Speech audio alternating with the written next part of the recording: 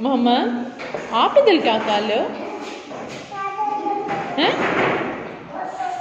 तो आप मेरी चेयर पे क्यों बैठे हो? मोहम्मद, इधर देखो, इधर कौन बैठता है मेरी चेयर पे? आपने पलना नहीं है? हैं? पलना है कि नहीं? अनास, अन्ना, मोहम्मद,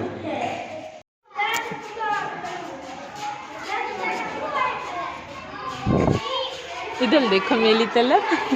चलो बिस्मिल्लाह, तो मैं लगाऊं। ऊपर उठो, ऊपर उठो।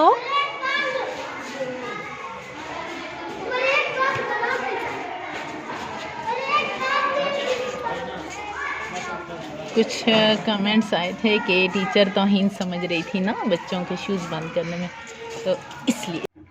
अल्हम्दुलिल्लाह मसला बिल्कुल भी नहीं है। इन मासूम फरिश्तों के साथ तौहीन कैसी, इनसे मोहब्बत करके, इनकी खिदमत करके मुझे इतना सुकून मिलता है।